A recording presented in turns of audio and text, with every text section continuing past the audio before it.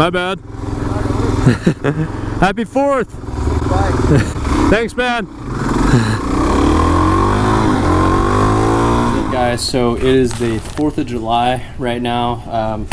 Got my Kawasaki jacket on for the DRZ. I know I look like an a-hole doing that. I'm gonna see my girlfriend, but basically I wanted to talk about the 5 newbie mistakes that I made as a rider.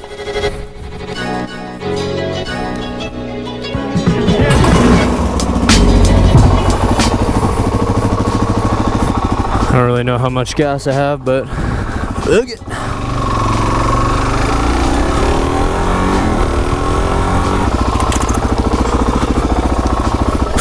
Oh.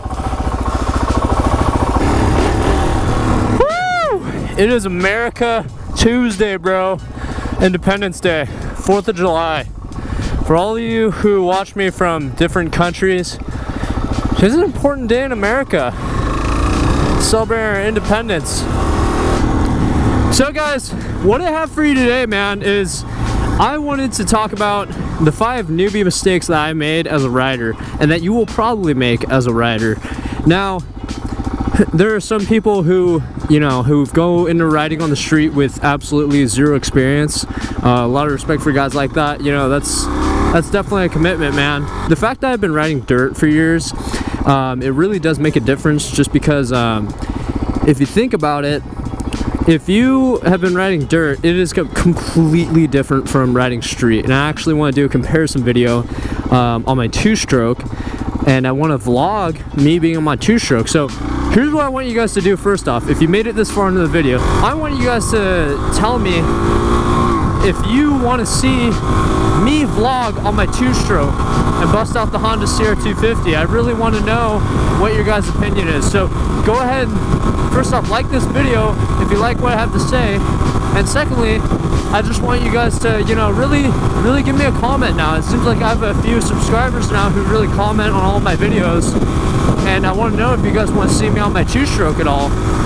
I thought that'd be kind of a cool video, but, you know, we'll see what's up. So, with that, I've clocked in 1,577 miles on this bike. The trip odometer was reset once I got it. That's how I know the exact number. With that, what have I learned while being a rider? Well, one of the biggest mistakes I made was, I would say number 1 is braking and engine braking, and when to shift and when not to shift. Now, I know this might sound like an easy concept, especially because of the fact that I have been riding for years, so, you know, I should have all the controls down. But even shifting, man, you know, I really need to do a comparison video, but shifting on this bike compared to me shifting in the dirt is very different, where specifically because it's a 2-stroke versus 4-stroke. And the one tip I want to say to all the people, all the newbies out there who are trying to get out on a bike, is when you brake and you come up to a red light or something, always be in a lower gear. Now, when you're in a higher gear, you have less engine braking. When you have less engine braking, you rely more on solely just your brakes.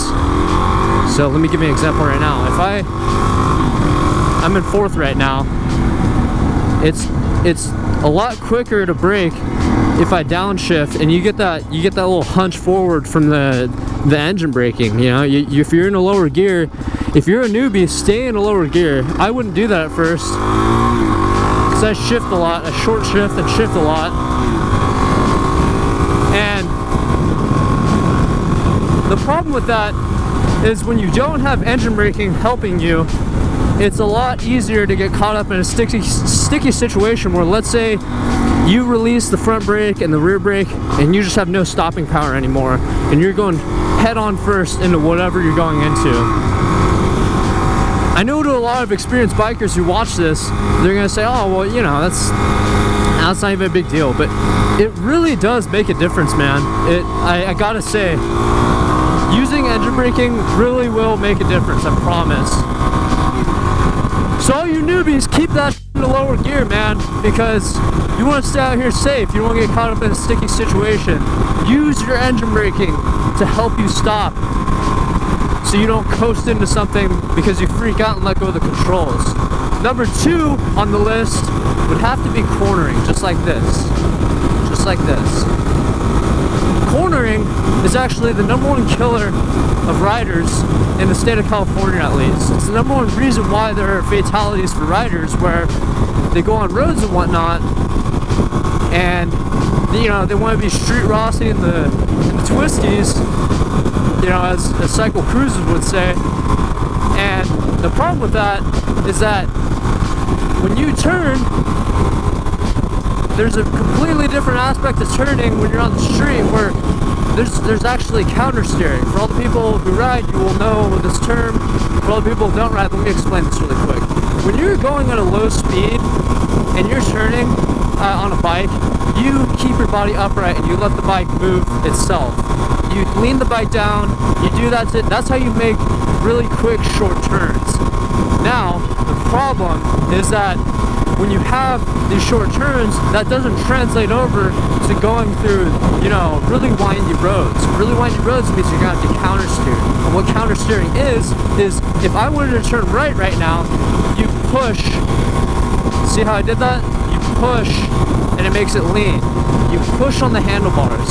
And Cycle Cruise actually, he made a video on this, on how to properly countersteer, and you know, he had a few things where he had to kind of brush up on, because at first he said you push down. You don't push down, guys, you push forward, because your front tire, for it to lean, you need to push that out to the right kinda, so it can lean that way. So when I do this, I'm actually giving pressure on my left and right handlebars. And if you want to go left, you push left. If you want to push right, you go right. That's exactly how it is, and that's one thing I had an issue with, where I was trying to lean the bike down while staying upright, and you can't do that on the turns. That's not safe. That will not be a safe maneuver at all. Number 3, which is be humble on the road. Have respect for your bike. Let me say how this bike is up. What's up, dude? What's up? What's up? What's up, dude? What's up? That guy didn't want to have it. That guy's in the zone. When I say respect your bike, you know, this is kind of a really ambiguous point, but what I'm trying to say is the quickest time to get cocky on a motorcycle is when you hop on it and you initially feel really comfortable and you're like, wow, this isn't bad at all. You know, and it's easy to feel that way on a 4-stroke bike like this, because they really are mild. You can get cocky on bikes, you can get cocky on any bike, and the second that you disrespect the power of a bike is, I feel, the moment that, yeah, see, people don't wave. That is the moment that you're going to go down. There's a constant fear for a lot of people for motorcycles, and just, you know, just being on the road, you know, people just fear it. And I get it, you know, I will never argue that being in a car is less safe than being on a bike. I totally agree. But what I will say is that you have to be confident on a bike, man. There's a good balance. You have to have a balance between being humble and just not being too scared. Because when you're too scared, you hesitate. When you hesitate, you crash. So that's the issue with that. You can't get cocky on your bike, man. And, you know, quick little story. When I had my 2-stroke, you know, I took it out for a ride. I didn't crash or anything or fall, and I felt like I went pretty quick on it, and it was fun. But I got cocky, and I was flying through a whoop section and totally ate it, going like 40, man, in 3rd gear. And dude, that demolished my body. That was like, I was in like cerebral palsy mode for like a month or 2. And I know I do things where, you know, I swerve or whatever, and you know, I've gotten a comment or 2 just about, hey man, you know, be safe on the street. I get it. I totally get it. And I'm not, you know, to me, I'm not like, you know, like irresponsibly riding. I'm just having a little fun with it. Thank you very much. So, 4th point I want to talk about, you guys, about being a newbie. We're having a serious talk. Is that when you're new, get the right gear. When I say that, no, you don't have to have the full, you don't have to have a full jumpsuit, you know, full leather jumpsuit and everything, where, you know, these guys who race bikes have them, and you don't have to have that. But I would say at the bare minimum, well, your helmet and your armor jacket and your gloves. Those 3 main points. Now, I'm not saying don't get any foot protection. you know, you should have foot protection. You know, you don't want to break your foot going down on a crash. If you can get some work boots that are steel-toed or something, that'll be fine, dude. So that is my 4th tip, guys, is to make sure you have good gear. I wear an Arai helmet, armor jackets, and, you know, knuckle gloves with parts are, you know, like things that protrude out, so if you fall, you're not gonna mess up your hands.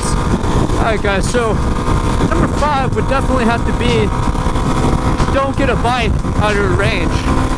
I ride an enduro, I ride a dual sport bike. It's great, I love it. It's quick, you know, it's not super fast. In some people's minds, they would say it's slow. But for what I want to do, dude, I love this thing. This thing is awesome. I couldn't ask for a better bike. Now, with that said, I would never start on a sport bike. You know, I actually shied away from sport bikes completely because I know that sport bikes just leave so much room for temptation. There's too much room for temptation on a sport bike because you have that ridiculous amount of horsepower to take you from 0 to 60 in 3 seconds on a Yamaha R6, a 600cc bike, a mid-range bike. If you guys are looking into getting a bike, message me, ask me anything, ask people, say what should I get? This is exactly how I want to ride, where I want to ride, this is what I want to get. I love when people do this. People are so nice. Thank you. Everyone's nice on the 4th of July, man. It's a day for America. Yeah. Woo! Woo! So, when getting a bike, I guess the simple tip would be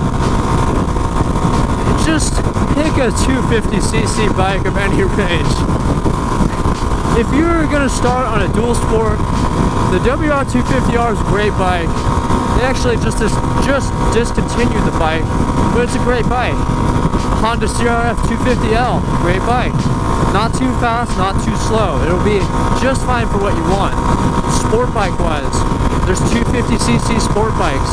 They have 300cc bikes that aren't too fast too. You can get Yamaha R3, you can get Honda CBR 300.